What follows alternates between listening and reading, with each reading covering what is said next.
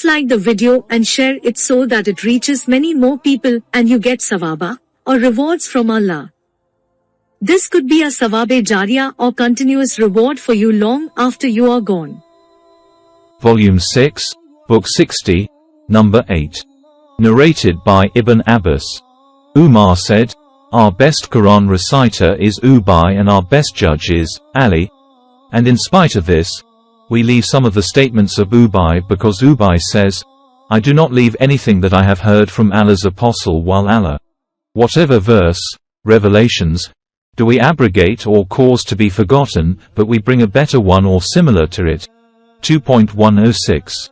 Volume 6, Book 60, Number 9. Narrated by Ibn Abbas. The Prophet said, Allah said, "The son of Adam tells a lie against me, though he has no right to do so, and he abuses me, though he has no right to do so. As for his telling a lie against me, it is that he claims that I cannot recreate him as I created him before. And as for his abusing me, it is his statement that I have offspring. No, glorified be me, I am far from taking a wife or offspring." Volume 6, Book 60, Number 10. Narrated by Anas. Umar said, "I agreed with Allah in 3 things," or said, "My Lord agreed with me in 3 things. I said, O Allah's Apostle, would that you took the station of Abraham as a place of prayer. I also said, O Allah's Apostle, good and bad persons visit you. Would that you ordered the mothers of the believers to cover themselves with veils."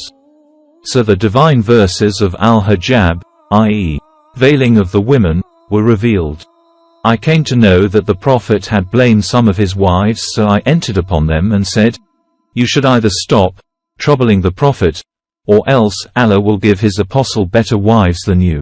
When I came to one of his wives, she said to me, "O Umar, does Allah's apostle haven't what he could advise his wives with, that you try to advise them?"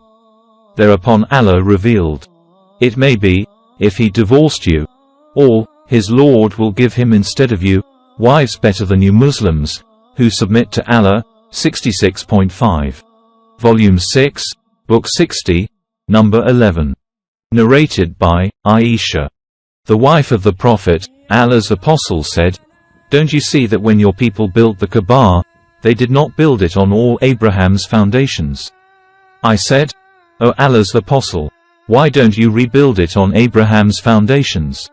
He said, "Were your people not so close to the period of heathenism, i.e. the period between their being Muslims and being infidels, I would do so." The sub-narrator, Abdullah bin Umar, said, Aisha had surely heard Allah's Apostle saying that, "For I do not think that Allah's Apostle left touching the 2 corners of the Kaaba facing Al-Hijr except because the Kaaba was not built on all Abraham's foundations." Volume 6, Book 60, Number 12. Narrated by Abu Hurairah. The people of the scripture, Jews, used to recite the Torah in Hebrew and they used to explain it in Arabic to the Muslims. On that Allah's Apostle said, "Do not believe the people of the scripture or disbelieve them, but say, we believe in Allah and what is revealed to us."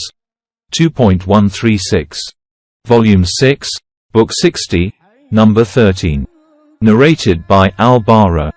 The Prophet prayed facing Bayt al-Maqdis, i.e. Jerusalem, for 16 or 17 months, but he wished that his Qibla would be the Kaaba, at Mecca. So Allah revealed, 2.144, and he offered Asr prayers in his mosque facing Kaaba at Mecca. And some people prayed with him. A man from among those who had prayed with him went out and passed by some people offering prayer in another mosque, and they were in the state of bowing. He said, "I, swearing by Allah, testify that I have prayed with the Prophet facing Mecca."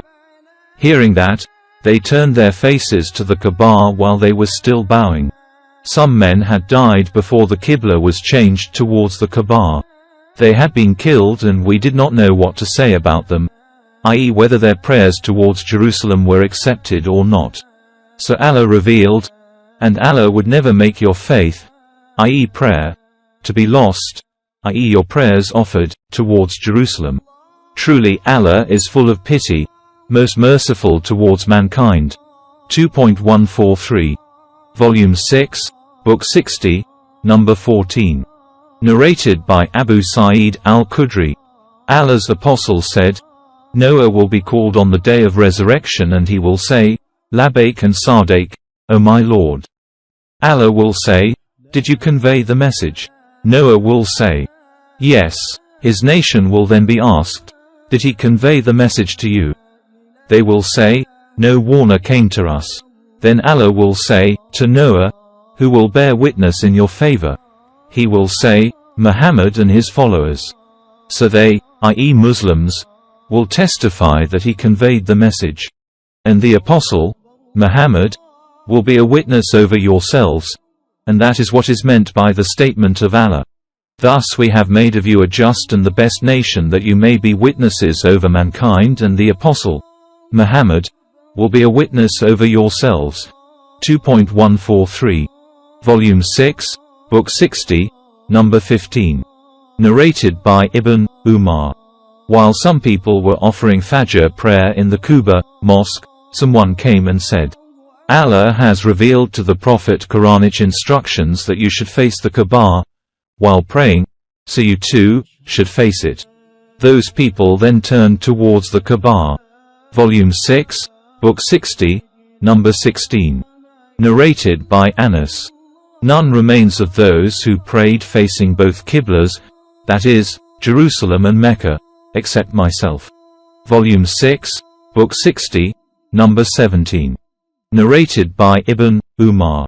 While some people were offering morning prayer at Quba, a man came to them and said, a Quranic order has been revealed to Allah's apostle tonight that he should face the Kaaba at Mecca, in prayer. So you too should turn your faces towards it.